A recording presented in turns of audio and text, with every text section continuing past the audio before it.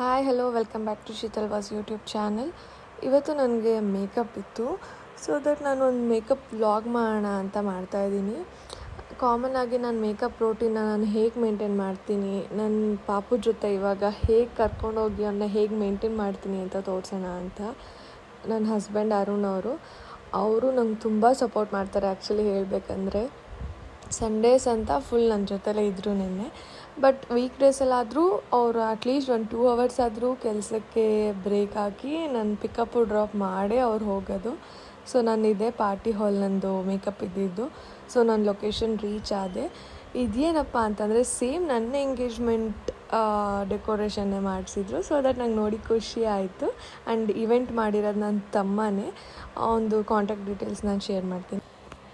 ಅವ್ರದ್ದು ಏನಾದರೂ ಡೀಟೇಲ್ಸ್ ಬೇಕು ಅಂದರೆ ನಾನು ಡಿಸ್ಕ್ರಿಪ್ಷನ್ ಬಾಕ್ಸಲ್ಲಿ ಕಾಂಟ್ಯಾಕ್ಟ್ ಮತ್ತು ಇನ್ಸ್ಟಾಗ್ರಾಮ್ ID ಮೆನ್ಷನ್ ಮಾಡಿರ್ತೀನಿ ನೋಡಿ. ಆ್ಯಂಡ್ ದೆನ್ ನಾನು ಬಂದು ಪ್ರಾಡಕ್ಟ್ಸ್ ಎಲ್ಲ ಇಟ್ಕೊಂಡು ಎಲ್ಲ ರೆಡಿ ಮಾಡಿಕೊಂಡೆ. ಆಮೇಲೆ ಬಂದವರು ತಿಂಡಿ ತಿನ್ಕೊಂಬಿಡಿ ಅಂತ ಫೋರ್ಸ್ ಮಾಡಿದ್ರು, ನಾನು ಬೇಡ ಅಂದರೂ ಕೇಳಲಿಲ್ಲ. ಸೊ ದಟ್ ತಿಂಡಿ ತಿನ್ಕೊಂಡು ಸ್ಟಾರ್ಟ್ ಮಾಡಿದೆ. ಇವರೇ ನನ್ನ ಬ್ರೈಡ್. ಇವ್ರಿಗೆ ಏನೇನು ಮೇಕಪ್ ಕಂಪ್ಲೀಟ್ ಆಗಿತ್ತು, ಲಿಪ್ಸ್ಟಿಕ್ಕು ಬೊಟ್ಟೊಂದು ಇಡಬೇಕಿತ್ತು. And then hairstyle start ಮಾಡಿದೆ.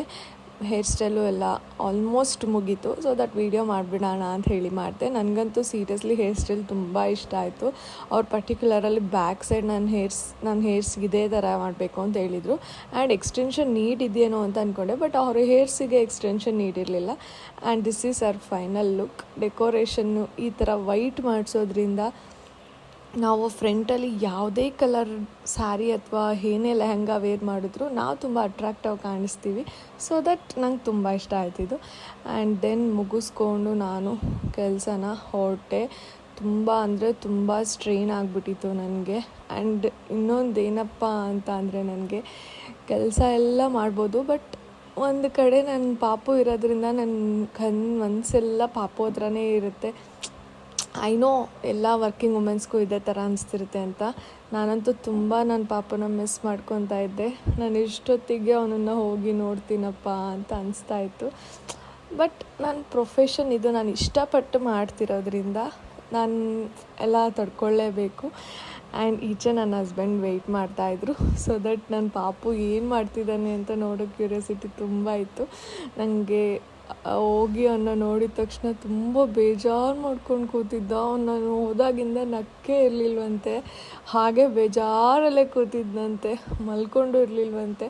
ಸೊ ದಟ್ ಅವ್ನು ನೋಡಿದ ತಕ್ಷಣ ಫುಲ್ ಒಂಥರ ಹೇಗೆ ಬ್ರಾಡ್ ಸ್ಮೈಲ್ ಮಾಡ್ದೆ ಅಂತಂದರೆ ನನ್ನ ಸ್ಟ್ರೆಸ್ ಎಲ್ಲ ಅಲ್ಲೇ ಕಳೆದೋಯ್ತು. ಅವ್ನು ನೋಡಿ ನನ್ನ ಸ್ಮೈಲ್ ಮಾಡಿದ ತಕ್ಷಣ ಅಲ್ಲೇ ಕಳೆದೋಯ್ತು ನನಗೆ. ಇಷ್ಟೇ ವರ್ಕಿಂಗ್ ವುಮೆನ್ಸ್ ಕಷ್ಟ. ನನಗಂತೂ ತುಂಬ ಖುಷಿ ಆಯಿತು ನನ್ನ ಮಗನ ಕರ್ಕೊಂಡೋಗಿ ವರ್ಕ್ ಮಾಡ್ತಿರೋದು ನಾನು. ಆ್ಯಂಡ್ ದೆನ್ ಅಲ್ಲಿಂದ ಹೋಗ್ತಾ ನನ್ನ ತಮ್ಮ ಸಿಕ್ತ. ನನ್ನ ತಮ್ಮ ಪಾಪನ ಮಾತಾಡಿಸಿ, ಅವನೇ ನನ್ನ ತಮ್ಮ ಹೇಳಿದ್ದು ಇವೆಂಟ್ಸ್ ಮಾಡ್ತಾನೆ ಅಂತ. ಇವನು ಸಿಕ್ತಾ, ಅವನ್ನ ಮಾತಾಡಿಸಿ ಹೊರಟ್ವಿ.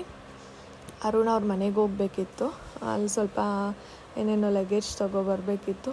ಸೊ ದಟ್ ಅಲ್ಲಿಗೆ ಹೊರಟು ಮತ್ತೆ ನಾವು ವಾಪಸ್ ಲೊಕೇಶನ್ಗೆ ಬರಬೇಕಿತ್ತು.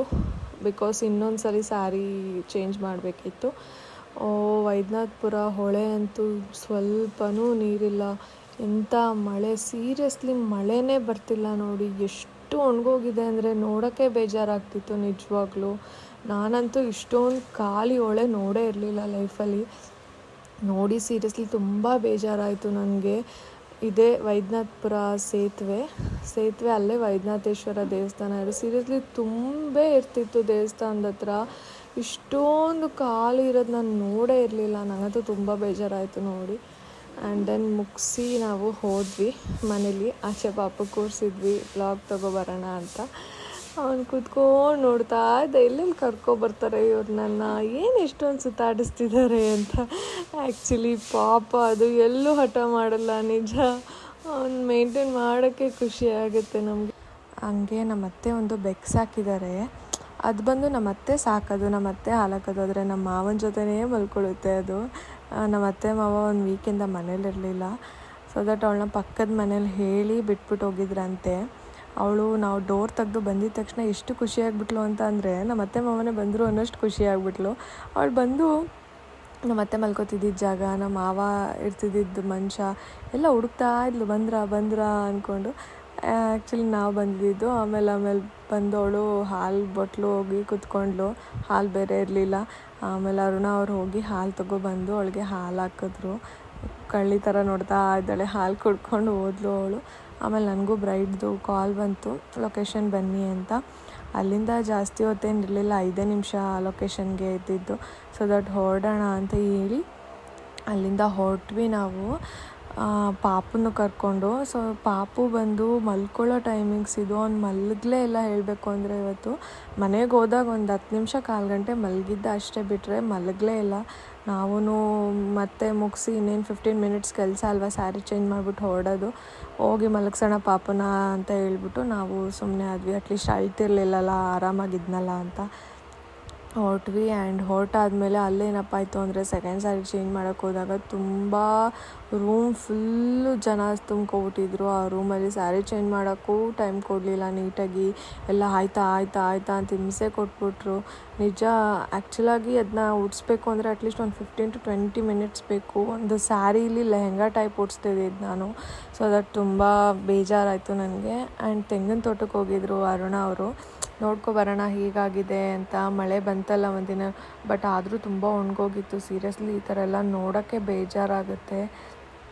ಆಮೇಲೆ ನಾವು ತೆಂಗಿನ ಸಸಿಗೆ ಏನಾದರೂ ಹುಳ ಹೊಡೆದಿದ್ರೆ, ಸುಳಿ ತಿನ್ಕೊಳ್ಳೋಕ್ಕೆ ಅಂತ ಒಂದು ಹುಳ ಇರುತ್ತೆ, ಅದೇನಾದರೂ ಹೊಡೆದಿದ್ರೆ ಆ ಹುಳ ಆಚೆ ಬರುತ್ತೆ. ಈ ಥರ ಔಷಧಿ ಹಾಕಿ ಇಟ್ಟರೆ ಈ ಔಷಧಿ ಸಿಗುತ್ತೆ. ನಾವು ವರ್ಕ್ ಆಗುತ್ತೆ ಅಂತ ಅಂದ್ಕೊಂಡಿರಲಿಲ್ಲ, ಇನ್ಸ್ಟಾಗ್ರಾಮಲ್ಲಿ ನೋಡ್ಬಿಟ್ಟು ತರಿಸಿದ್ವಿ. ಬಟ್ ನಮಗೆ ಹೇಳಬೇಕು ಅಂದರೆ ಇಲ್ಲಿ ತನಕ ಒಂದು 10ರಿಂದ 15 ಹುಳ ಸಿಕ್ಕಿದೆ. ಈ ಥರ ಎಲ್ಲನೂ ಸಾಯಿಸಿದ್ದಾರೆ. ಹೇಳಬೇಕು ಅಂದರೆ ನಿಜ ತುಂಬ ವರ್ಕ್ ಆಯಿತು. ಇದ್ರ ಬಗ್ಗೆನೂ ಬೇಕು ಅಂದರೆ ನಾನು ಹೇಳ್ತೀನಿ. ಆ್ಯಂಡ್ ದೆನ್ ಇವೆಂಟ್ ಮುಗಿಸಿ ಹೊರಟ್ವಿ. ನಮ್ಗೆ ತುಂಬ ಹಸಿವಾಗಿತ್ತು. ಅರುಣ ಅವರಂತೂ ಪಾಪ ತಿಂಡಿನೂ ತಿಂದಿರಲಿಲ್ಲ. ನಾನು ಅಟ್ಲೀಸ್ಟ್ ಲೊಕೇಶನಲ್ಲಿ ತಿಂಡಿ ಆದರೂ ತಿಂದಿದ್ದೆ, ಅವ್ರು ತಿಂಡಿನೂ ತಿಂದಿರಲಿಲ್ಲ. ಪಾಪು ನೋಡಿಕೊಂಡೇ ಇದ್ದರು. ಆ್ಯಂಡ್ ಅಲ್ಲಿ ಒಂದು ಬಿರಿಯಾನಿ ಸ್ಪಾಟ್ ಇದೆ, ಅಲ್ಲಿ ಬಿರಿಯಾನಿ ತೊಗೊಳ್ಳೋಣ ಅಂತ ಹೇಳಿದ್ರು. ಪಾರ್ಸಲ್ ಮನೆಗೆ ತೊಗೊಂಡು ಹೋಗೋಣ ಅಂತ ಹೇಳಿ ಪಾರ್ಸಲ್ ತೊಗೊಂಡು ಎಲ್ಲ ಹೊರಟ್ವಿ. ಆ್ಯಕ್ಚುಲಿ ನಿಜ ಅವ್ರು ನಂಗೆ ತುಂಬ ಸಪೋರ್ಟ್ ಮಾಡ್ತಾರೆ. ಅವರಿಲ್ಲ ಅಂದಿದ್ರೆ ನನಗೇನೂ ವರ್ಕ್ ಮಾಡೋಕ್ಕೆ ಆಗ್ತಿರ್ಲಿಲ್ವೇನೋ.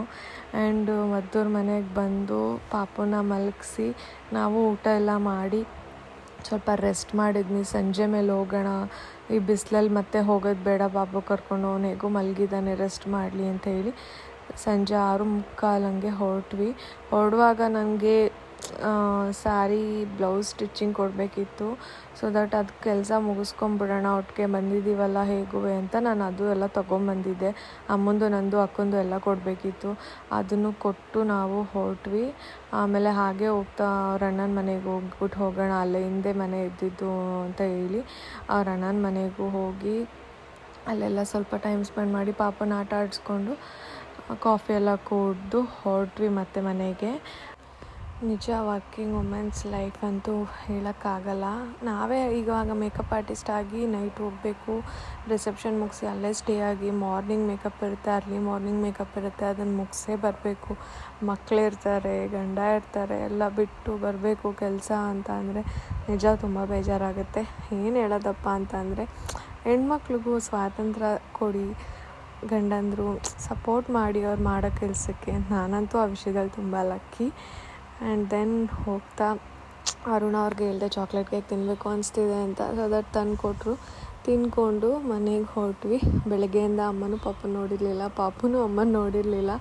ನಾವು ಅರ್ಲಿ ಮಾರ್ನಿಂಗ್ 6:30 6:45ಗೆ ಹೊರಟಿದ್ವಿ. ಅಮ್ಮಂಗೂ ನೋಡಿ ಖುಷಿ ಆಯಿತು, ಅವನು ಆಟ ಆಡ್ತಾಯಿದ್ದ ಅಮ್ಮನ ಜೊತೆ. ಆ್ಯಂಡ್ ದೆನ್ ಅರುಣ ಅವರು ಕಾರಲ್ಲಿ ಸ್ವಲ್ಪ ಲಗೇಜ್ ಇತ್ತು, ಎಲ್ಲ ತೊಗೊಂಬಂದು ಇಡ್ತಾಯಿದ್ರು. ಆ್ಯಂಡ್ ಸೀರಿಯಸ್ಲಿ ಸ್ಟ್ರೆಸ್ಫುಲ್ ಸಂಡೇ ಆಗಿತ್ತು ಇವತ್ತು. ತುಂಬ ಸ್ಟ್ರೆಸ್ ಆಯಿತು, ಬಿಕಾಸ್ ಬಿಸಿಲಿರೋದ್ರಿಂದ ಆಚೆಲ್ಲೂ ಹೋಗೋಕ್ಕೆ ಆಗ್ತಿಲ್ಲ, ತುಂಬ ಹಿಂಸೆ ಆಗ್ತಿದೆ. ಆಮೇಲೆ ಟಿ ವಿ ನೋಡ್ತಾ ನಮ್ಮ ಸಂಡೇನ ಮುಗಿಸೋಣ ಅಂತ ಮುಗಿಸಿದ್ವಿ. ಅರುಣ ಅವರು ಮಠ ಫಿಲಮ್ ನೋಡ್ಕೊಂಡು ಕೂತಿದ್ರು. ಆಮೇಲೆ ಲೇಟ್ ಆಗುತ್ತೆ, ರೆಸ್ಟ್ ಮಾಡೋಣ, ಬೆಳಗ್ಗೆಯಿಂದ ಸಾಕಾಗಿದೆ ಅಂತ ಹೇಳಿ ಫಿಲಮ್ ನೋಡಿಕೊಂಡು ಹಾಗೆ ಅವ್ರಿಗೂ ಊಟ ಕೊಟ್ಟೆ. ಮಾವಿನ ಹಣ್ಣು ಮೊಟ್ಟೆ ಬೇಯಿಸಿದ್ರು ಅಮ್ಮ, ಊಟ ಕೊಟ್ಬಿಟ್ಟು ನಾನು ಬೆಳಗ್ಗೆಯಿಂದ ನನ್ನ ಮಗನ ಜೊತೆ ಟೈಮ್ ಸ್ಪೆಂಡೇ ಮಾಡಿರಲಿಲ್ಲ. ಸೊ ದಟ್ ಅವನ ಜೊತೆ ಸ್ವಲ್ಪ ಟೈಮ್ ಸ್ಪೆಂಡ್ ಮಾಡಿಕೊಂಡು ಮಲಗಿಸ್ಬಿಟ್ಟು ಅವನು ನಾನು ಮಲ್ಕೊಳ್ಳೋಣ ಅಂತ ಹೇಳ್ಬಿಟ್ಟು ಮಲ್ಕೊಂಡ್ವಿ. ಇದು ನಾನು ಇವತ್ತಿನ ವ್ಲಾಗ್ ಆಗಿತ್ತು. ನಿಮಗೆಲ್ಲ ಇಷ್ಟ ಆಗಿದರೆ ಪ್ಲೀಸ್ ಲೈಕ್ ಮಾಡಿ, ಶೇರ್ ಮಾಡಿ, ಕಮೆಂಟ್ ಮಾಡಿ. ಮುಂದೆ ಯೂಸ್ಫುಲ್ ವೀಡಿಯೋಸ್ ಮಾಡಬೇಕು ಅಂದ್ಕೊಂಡಿದ್ದೀನಿ. ನಿಮ್ಮೆಲ್ಲರ ಸಪೋರ್ಟ್ ನನಗಿರಬೇಕು. Thank you for watching. Please ಯಾರೆಲ್ಲ ಹೊಸದಾಗಿ ನನ್ನ ಯೂಟ್ಯೂಬ್ ಚಾನಲ್ ನೋಡ್ತಾ ಇದ್ದೀರಾ, ಪ್ಲೀಸ್ ಸಬ್ಸ್ಕ್ರೈಬ್ ಮಾಡಿ ನನಗೆ. ಆ್ಯಂಡ್ ಮುಂದೆ ಒಳ್ಳೊಳ್ಳೆ ಕಂಟೆಂಟ್ ಇಟ್ಕೊಂಡು ವೀಡಿಯೋಸ್ ಮಾಡ್ತೀನಿ. ಆ್ಯಂಡ್ ಏನಪ್ಪ ಅಂತ ಹೇಳಿದ್ರೆ, ನಿಮ್ಗೆ ಯಾವ್ದಾದ್ರು ವೀಡಿಯೋಸ್ ಇದೇ ಥರ ಪರ್ಟಿಕ್ಯುಲರ್ ಬೇಕು ಅಂತ ಅಂದರೆ ನನಗೆ ಕಮೆಂಟ್ ಬಾಕ್ಸಲ್ಲಿ ಕಮೆಂಟ್ ಮಾಡಿ, ನಾನು ವೀಡಿಯೋಸ್ ಮಾಡ್ತೀನಿ. ಪ್ಲೀಸ್ ನಿಮ್ಮೆಲ್ಲರ ಸಪೋರ್ಟ್ ನಂಗೆ ಬೇಕು. Thank you all. Bye bye.